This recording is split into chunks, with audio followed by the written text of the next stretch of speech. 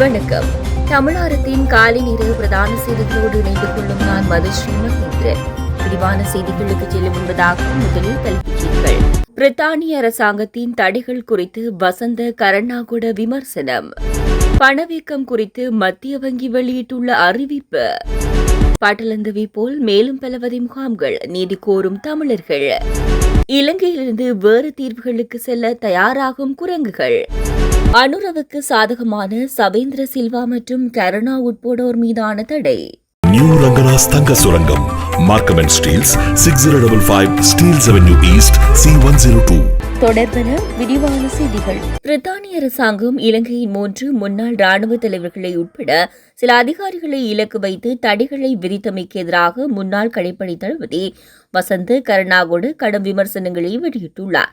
பிரித்தானிய அரசாங்கம் இரட்டை நிலைப்பாட்டை கொண்டுள்ளது என அவர் சுட்டிக்காட்டியுள்ளார். பிரித்தானியா தனது காலனித்துவ கொடூரங்களை ஒருபோதும் ஒப்புக்கொள்ளவில்லை என அவர் குறிப்பிட்டுள்ளார். இலங்கை மற்றும் இந்தியாவில் இழைக்கப்பட்ட குற்றச்செயல்களுக்கு இதுவரை மன்னிப்பு கோரவில்லை என குற்றம் சாட்டியுள்ளார். மேலும் காசா, சிரியா, ஆப்கானிஸ்தான் மற்றும் லிபியாவில் நடக்கும் போர்கள் தொடர்பில் பிரித்தானியா குரல் கொடுக்கவில்லை என அவர் சுட்டிக்காட்டியுள்ளார். இலங்கையின் மனித உரிமை நிலைப்பாடு பற்றி மட்டும் பிரித்தானியா கரிசனை கொண்டுள்ளதாக அவர் தெரிவித்துள்ளார்.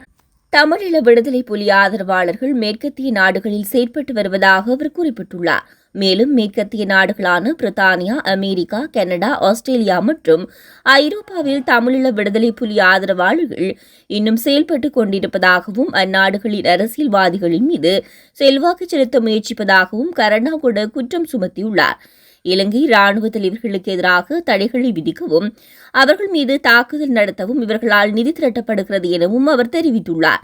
இந்த நிலையில் இலங்கை அரசு தன்னுடைய ராணுவ தலைவர்களை ஆதரிக்க வேண்டும் எனவும் இவ்வகையான வெளிநாட்டு தடைகளை உறுதியாக எதிர்க்க வேண்டும் என்றும் கருணாகுட வலியுறுத்தியுள்ளார். ஆங்கில ஊடகம் ஒன்றுக்கு வழங்கிய நேர்காணலில் அவர் இந்த விடயங்களை சுட்டிக்காட்டியுள்ளார். மின்சார கட்டணங்கள் மற்றும் எரிபொருள் விலைகளின் தொடர்ச்சியான குறைப்புகளின் காரணமாக தற்போது பணவீக்கம் எதிர்மறையாகவே உள்ளது என மத்திய வங்கி தெரிவித்துள்ளது. எனினும் 2025 மார்ச் முதல் நிலைமைகள் படிப்படியாக குறையும் என்று எதிர்பார்க்கப்படுவதாகவும் கூறியுள்ளது. 2025 ஆண்டின் நடுப்பகுதியில் பணவீக்கம் நேர்மறையாக மாறும் என்றும் எதிர்பார்க்கப்படுகிறது. இதேவேளை உள்ளூர் பொருளாதாரத்தில் புவிசார் அரசியல் நிச்சயமற்ற தன்மைகள் ஏற்படுத்தக்கூடிய தாக்கம் குறித்து இலங்கை எச்சரிக்கையாக உள்ளதாக அறிவிக்கப்பட்டுள்ளது. இதன்படி விலை ஸ்திரத்தன்மையை பராமரிப்பதில் எழும் அபாயங்களுக்கு பதிலளிக்க தயாராக இருப்பதாக கூறியுள்ள இலங்கை மத்திய வங்கியின் நாணய கொள்கை சபை OPR என்ற கொள்கை விகிதத்தை 8.00 வீதத்தில் வைத்திருக்க முடிவு செய்துள்ளதாக தெரிவித்துள்ளது. உள்நாட்டு மற்றும் உலகளாவிய ரீதியில் ஏற்பட்டுள்ள முன்னேற்றங்களை கவனமாக கருத்தில் கொண்ட பிறகு இந்த முடிவு எடுக்கப்பட்டுள்ளதாக சபை குறிப்பிட்டுள்ளது. தற்போது பணவியல் கொள்கை நிலைப்பாடு உள்நாட்டு பொருளாதாரத்தின் வளர்ச்சிக்கு பங்களிப்பதுடன் பணவீக்கம் 5% இலக்கை நோக்கி நகரும் என்பதை உறுதி செய்யும் என்றும் சபை நம்பிக்கை வெளியிட்டுள்ளது.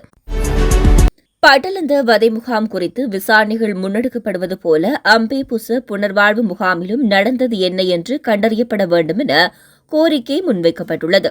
முன்னாள் ஜனாதிபதி ரணில் விக்ரமசிங்கவின் சர்வதேச நேர்காணலுக்கு பின்னர் பாட்டலந்த சித்திரவதை முகாம் குறித்த விசாரணைகள் மேல் தோண்டப்பட்டு முன்னெடுக்கப்பட்டு வருகின்றன. இந்நிலையில் அம்பேபுச புனர்வாழ்வு முகாமுக்கு கொண்டு செல்லப்பட்ட பாலேந்திர ஜெயக்குமார் என்பவரின் மகன் தொடர்பிலும் தற்போது விசாரணைகளை மேற்கொள்ளுமாறு வலியுறுத்தப்பட்டுள்ளது. அந்த தாய் ஜனாதிபதி செயலகத்துக்கு சென்றிருந்த போது அம்பேபுசவில் தன்னுடைய மகனின் ஆதாரங்கள் அனைத்தும் இருப்பதாகவும் அது தொடர்பில் தற்போதைய அரசாங்கம் நடவடிக்கை எடுக்க வேண்டும் எனவும் குறிப்பிட்டுள்ளார். பயிர்களை சேதப்படுத்தும் குரங்குகளை பாதுகாப்பாக பிடித்து தீவு ஒன்றில் உட்படுத்துவதற்கான செயற்திட்டத்துக்கு 100 லட்சம் ரூபாயை வழங்க மத்திய மாகாண சபை தீர்மானித்துள்ளது.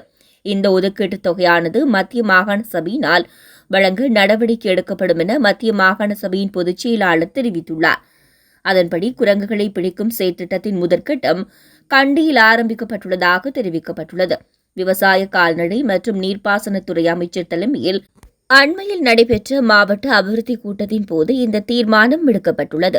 கண்டி மாவட்டத்தில் பகத்த, ஹேவாஹெட்ட தேர்தல் தொகுதிக்கு உட்பட்ட தெரிவு செய்யப்பட்ட 15 பிரதேசங்களில் உள்ள குரங்குகளை பாதுகாப்பாக பிடித்து ரந்தனிகல நீர்த்தேக்கத்துக்கு அருகில் உள்ள தீவு ஒன்றில் உட்படுத்துவதற்கான செயற்திட்டத்தை ஆரம்பிக்க தீர்மானித்துள்ளது.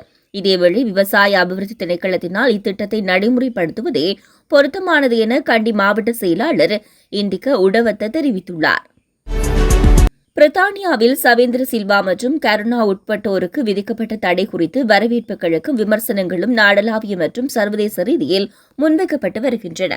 இலங்கையின் ராணுவ மற்றும் கடற்படை துறைகளில் முக்கிய பதவிகளில் இருந்த குறித்த நால்வருக்கும் பிரித்தானிய அரசாங்கம் பயணத்தடை மற்றும் சொத்து முடக்கத்தை அறிவித்துள்ளது.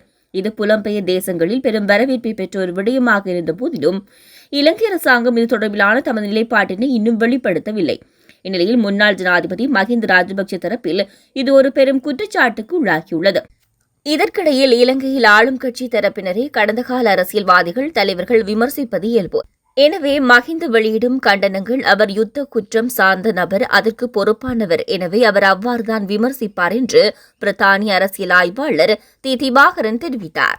இத்துடன் தமிழாரத்தின் காலை நேர பிரதான செய்திகள் நிறைவடைகின்றன. தமிழாரம் செய்திகளை யூடியூப் சேனல் வழியாக பார்வையிட முடிவதுடன் www.tamalaram.news என்ற இணையதளம் மூலமாகவும் பார்வையிட முடியும். தொடர்ந்தும் தமிழாரம் செய்திகளோடு இணைந்திருங்கள். வணக்கம். SS Brothers Trends Grand Opening and Mega Sale. Canada மண்ணில் தமிழர்களின் மத்தியில் ஆண்களின் நவநாகரிக ஆடைகளின் தெரிவாக 8/2/2025 அன்று இம்மாதம் சனிக்கிழமை மார்னிங் சைட் அவென்யூ யூனிட் 9 கோலாகலமாக திறந்து வைக்கப்பட இருக்கின்றது SS Brothers Trends.